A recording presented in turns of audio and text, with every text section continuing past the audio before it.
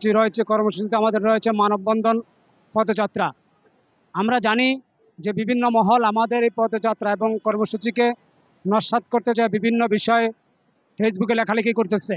আমি একটা কথা সবাইকে স্মরণ করে দিতে চাই যে বিগত দিনগুলোতে আমরা দেখেছি যে মামুনুর রশিদ খোকন স্যারের নেতৃত্বে আমাদের যে কাজগুলো হয়েছে, আজকের যে আমাদের স্কুলের অবস্থান, অনধিক 5,000 স্কুলকে যে কনসালটেশন যে কমিটি সুপারিশ করেছে, এটা মামুনুর রশিদ খোকন স্যারের অবদান। সেই থেকে আমরা আমাদের এই প্রেস ক্লাবে আমাদের এই আন্দোলনের ফসল হলো আজকের আমাদের এই অবস্থান। অতএব আপনারা কারো কোনো কথায় কান না দিয়ে, কোনো কথায় আপনারা মন না ভেঙে, আপনারা সবাই আগামীকাল আমাদের এই আন্দোলনকে ফলপ্রসূ করার জন্য আমরা সবাই প্রেস ক্লাবে অবস্থান নেব এবং আমাদের মানববন্ধন এবং লং মার্চের মাধ্যমে আমরা আমাদের দাবি আদায় করে নেব ইনশাআল্লাহ। আমি আশা করি আগামী দিন যদি আমরা আশা অনুরূপ শিক্ষক উপস্থিত হতে পারি, আগামী দিনে আমরা একটা ফল নিয়ে বাসায় ফিরতে পারবো আমাদের যে জাতীয়করণ। আসসালামু আলাইকুম ওয়া রাহমাতুল্লাহ। প্রিয় সহযোদ্ধা শিক্ষক শিক্ষিকা ভাই বোনেরা, আপনারা নিশ্চয় অবগত আছেন বাংলাদেশ বেসরকারি প্রাথমিক শিক্ষক সমিতি কেন্দ্রীয় কমিটি কর্তৃক ঘোষিত আগামী 19 তারিখ আগামীকালকে জাতীয় প্রেস ক্লাবের সামনে মানববন্ধন এবং সচিবালয় অভিমুখে পদযাত্রা। আমি আপনাদেরকে বিশেষভাবে অনুরোধ করব, আমরা দীর্ঘদিন যাবৎ অভুক্ত অবহেলিত শিক্ষক সমাজ, আমরা দীর্ঘদিন ধরে বিভিন্ন আন্দোলন কর্মসূচির মাধ্যমে আমরা একটা পর্যায়ে এসে পৌঁছেছি। আমরা বিশ্বাস করি আন্দোলনের মধ্য দিয়েই আমরা আমাদের দাবিটা আদায় করে নিয়ে যেতে পারবো। তাই আমি আপনাদেরকে করজোরে অনুরোধ করব, কোনো ভেদাভেদ নয়, কোনো কাদা ছড়াছড়ি নয়। আমি আপনার শিক্ষক, আপনিও একজন শিক্ষক, আমি একজন শিক্ষক। প্রত্যেকটা শিক্ষক ভাই ভাই, আপনার একটা স্কুল আছে, আমার একটা স্কুল আছে। আমি এখানে নেতৃত্ব দেওয়ার জন্য আসি না, আমি আমার স্কুলটাকে জাতীয়করণ করার জন্য এখানে আসি। যদি আমার স্কুলটা জাতীয়করণ হয়, তাহলে আমি আমার বিদ্যালয়ের একজন প্রধান শিক্ষক হিসেবে সকলের সামনে নিজেকে যখন ইন্ট্রোডিউস করতে পারবো, এর চেয়ে বড় পাওয়া আর কোনো কিছু নেই বলে আমি মনে করি। প্রিয় ভাই বোনেরা, আপনারা নিশ্চয় অবগত আছেন দীর্ঘদিন যাবৎ আমরা বিভিন্নভাবে আন্দোলন কর্মসূচি করে আজকের এই পর্যায় পর্যন্ত এসেছি। ২রা ফেব্রুয়ারিতে মাননীয় প্রধান উপদেষ্টার কার্যালয় থেকে চিঠি প্রেরণ করা হয়েছে।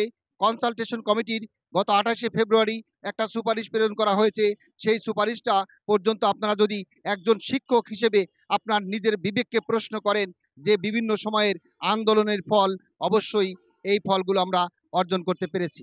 তাই আমি আবারও আপনাদেরকে জাতীয় প্রেস ক্লাবের সামনে আগামীকালকে সশরীরে উপস্থিত হয়ে আপনার ন্যায্য দাবি আদায়ের লক্ষ্যে আপনার একটা স্কুলের জন্য হলেও আপনার বিবেকের তাড়নায়, কোনো নেতার প্ররোচনায় না পড়ে, আমার কথায় আপনাকে আসতে হবে না, আপনার দায়িত্বেই আপনি এখানে আসবেন, কারণ আপনার একটা স্কুল আছে।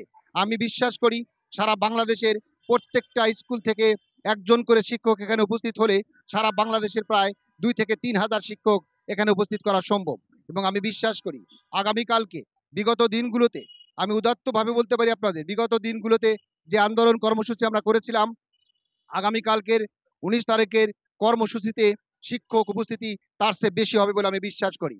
বিভিন্ন জেলা উপজেলা পর্যায়ে যে সমস্ত প্রতিনিধিগণ আমাদের সাথে কমিটমেন্ট করেছেন, যারা আমাদের সাথে কন্ট্যাক্ট করছেন, আমি তাদের কাছ থেকে এতটুকু আশ্বস্ত হতে পেরেছি, বিভিন্ন জেলা উপজেলা থেকে বাস রিজার্ভ করে তারা এখানে আসবে।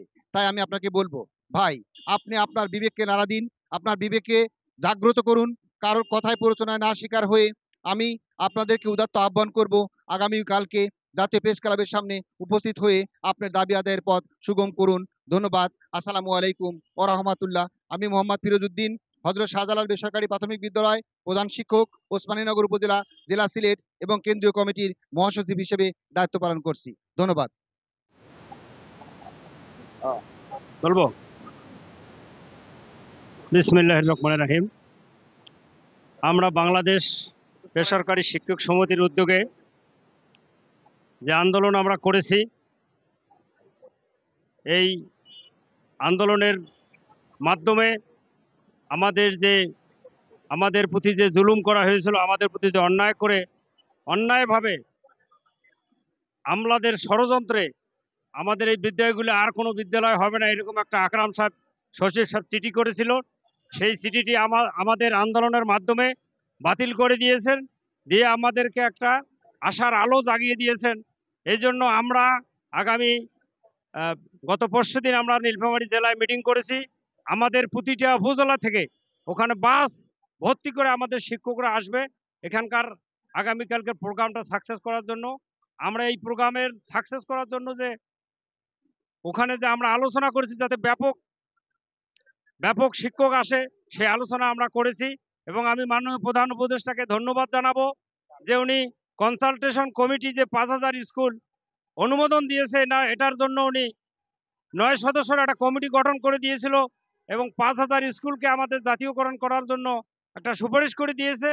আমরা এখন আশার আলো দেখতেছি যে যে কোনো সময় আমাদের এই বিদ্যালয়গুলি জাতীয়করণ হয়ে যাবে, বাদ পড়া বিদ্যালয়গুলি জাতীয়করণ হয়ে যাবে। কিন্তু আমাদের মধ্যে কিছু ফ্যাসিস্ট আওয়ামী লীগের শিক্ষক, যারা শিক্ষক নামধারী, তারা এখানে ষড়যন্ত্র করে যাতে উপস্থিত কম হয় এই জন্য বিভিন্ন ষড়যন্ত্র করতেছে। আমি আহ্বান করব তাদের এই ষড়যন্ত্রে পা না দিয়ে আপনারা আপনাদের স্কুল, আমাদের সবাই স্কুলের দরকার। আমরা এই জন্য এখানে প্রায় 20,000-এর মতো শিক্ষক আছে, এই লোকগুলোর কর্মসংস্থান হবে। এই লোকগুলো না খায় অনাহারে এই স্কুল পরিচালনা করে আসতেছে, আজকে 13 সাল থেকে 25 সাল পর্যন্ত কষ্ট করতেছে। এই জন্য আমি মাননীয় প্রধান উপদেষ্টাকে ধন্যবাদ জানাবো। আমাদের এই ন্যায্য দাবি যেন খুব আগামীকালকে যে আমাদের প্রোগ্রাম আছে এই প্রোগ্রামে যেন আমরা এই দাবি আদায় করে নিতে পারি এবং আমরা যেন বাড়িতে যে একটা সুসংবাদ দিতে পারি যে ইনশাআল্লাহ এরকম আমরা একটা আশাবাদ ব্যক্ত করে আমার কথা শেষ করলাম। আল্লাহ হাফেজ।